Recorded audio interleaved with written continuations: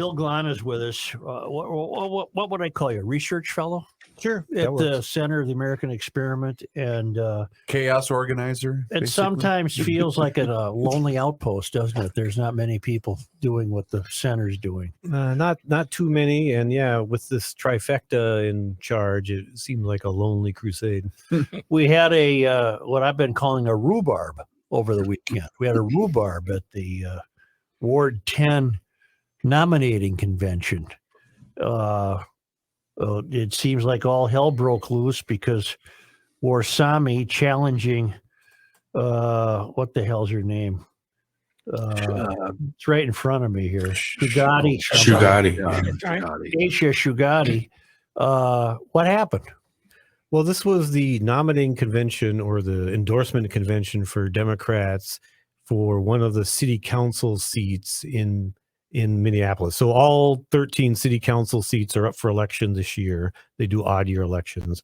And so they were doing endorsement conventions, and some of them there's no opposition, so they're not doing the convention. Some of the conventions were happening virtually and on Zoom, so there aren't in person. But Ward 10, which covers the uptown area and some of the surrounding areas, wanted to do an in-person convention. So they had a room rented, and they brought the delegates for the various candidates who were running. Snacks, always would be fun, right? So yeah, usually it's a long, grueling day, but you're there with fellow Democrats, and you're having fun, and you're doing politics. And the incumbent city council member, Aisha, you mentioned her name, she was running for another term, and she was being challenged by a couple of people, but this Nazri Warsami seemed to be the main challenger. And then she was getting up to the podium to speak, give her campaign speech. They hadn't taken any votes yet. They were still fairly early in the process, but she was about to give her speech. She brought her supporters up on stage, and then a scuffle broke out, a melee, a fracas, whatever you want to call it. Rhubarb. Donnybrook. Between her supporters and the supporters of her main challenger, to the point where they had to just pull the plug on the whole thing. And so they just stopped the convention, called the cops. The council member was locked up in a room until the cops showed up and were able to clear the room. I don't think anybody was arrested, but at least one person had to go to the hospital to be treated. And so the state Democrat Party's executive committee is supposed to meet Thursday to try to sort out what to do next. Did Warsami's people, why did they flood the stage? Did they black out and said they think they were back in Somalia, where that's the way politics are run? I don't know what triggered it. There was this Twitter account called Wedge Live was covering the event because they cover neighborhood events, and they were filming it. And I don't know if you can figure out from the footage what had happened, but it just seems like the two groups got into too close a proximity when one group was moving toward the stage and the other group wasn't. And I don't know who triggered it. The Warsami group's been blamed for it, but I've looked at the video and I can't figure out what happened. Oh, explain the role of delegates. What is happening there? Right. So you have at these local conventions. When I ran for office, the Republicans have a similar situation where there's these meetings that happen back in February or March where you have your local group. They called it the BPOU, the Basic Political Operating Unit. And it's just your local branch of your Republican Party or your Democratic Party. And you get together in the middle of winter and you pick delegates from among the group to represent you at these later conventions. So you get a 2-year term that you're elected as a delegate, and people sign up for it. And the idea is you're committed to going to meetings for the next year or two. And then later in the year, you have these endorsing conventions, and next year they'll endorse candidates for Congress or state legislature. Well, this was the city council, and it was just this one precinct, if you will, in Minneapolis. And these delegates were supposed to vote to endorse one of these candidates for city council. And frequently you have these meetings where they don't come to a conclusion. There isn't enough support for one of them to get the endorsement. So nobody gets the endorsement and you just move on to the next general election. So 500 people might attend the endorsing convention, but only the delegates vote.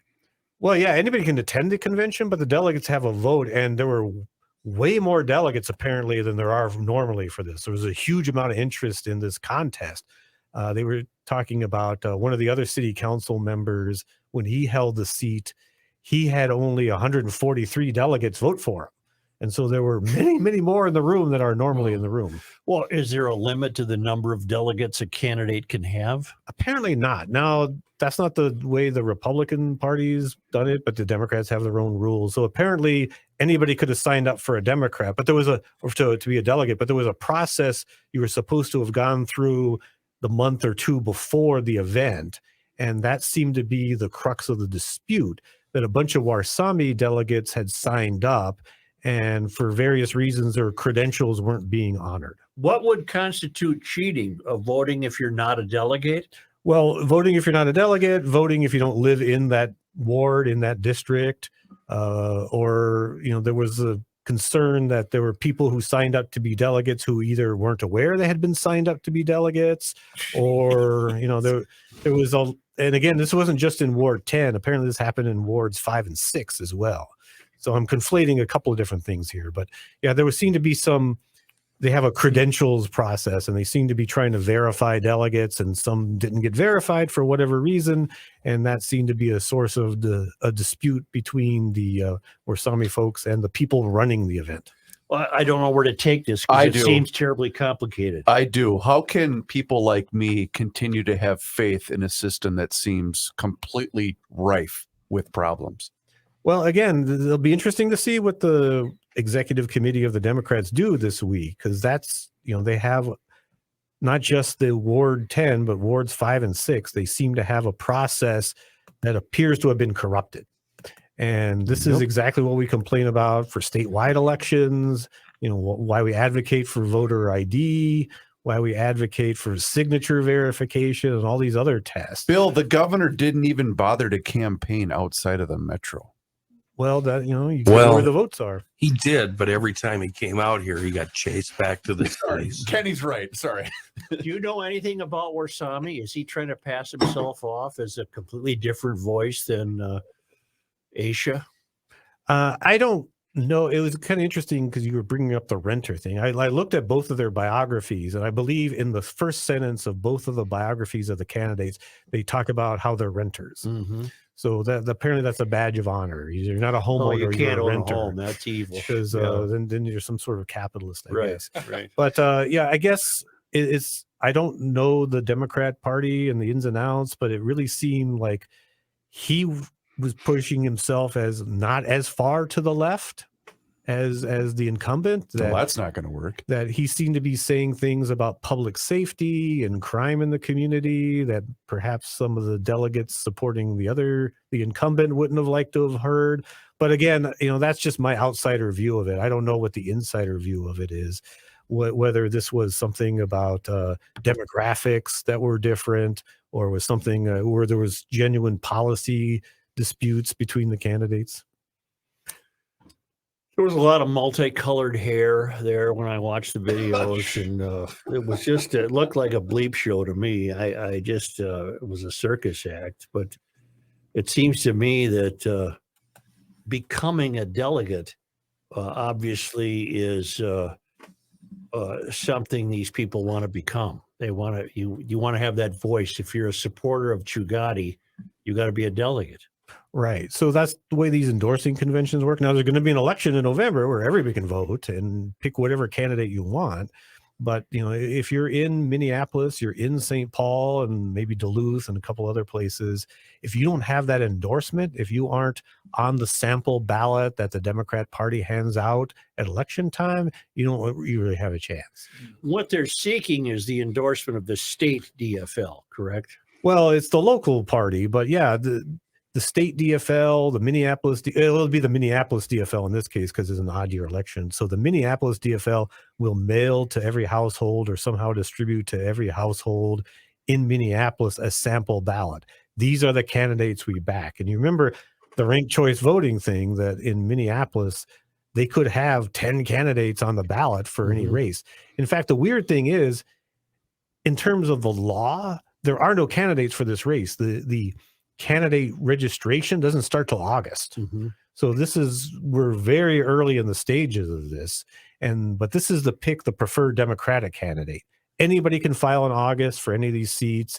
And if there are 10 candidates on the ballot, then just rank choice. You can rank your top 3. There might only be 2. There could only be 1. Somebody's running unopposed.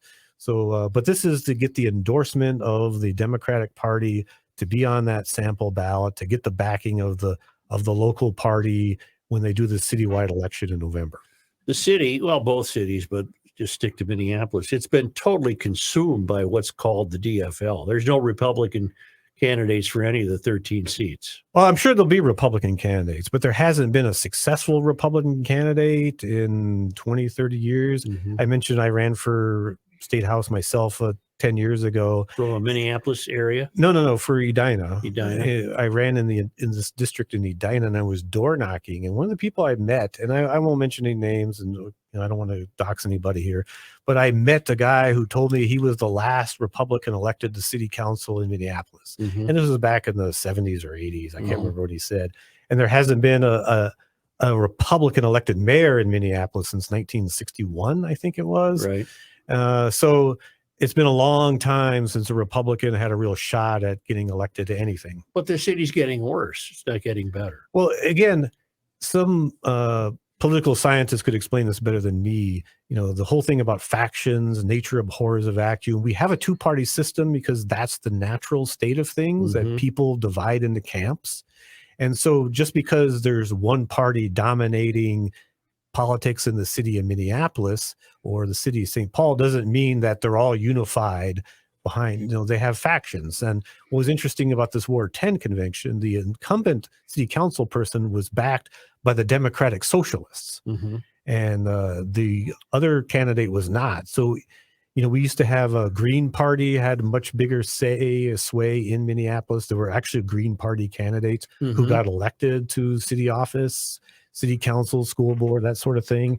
So there are divides, and you see this in city council. And again, I don't want to mention any names, so they described as a crypto Republican or something. But you look at the 13 members of the city council, there are ones who are less radical than others. And it was interesting in the aftermath of the fracas. I keep forgetting your word, Joe. Rhubarb. It's a And rhubarb. in the aftermath of the rhubarb, the Democrat Socialist Twitter account blamed the whole thing on conservatives. Oh. Come on. Are you I'm serious? serious. You can look it up.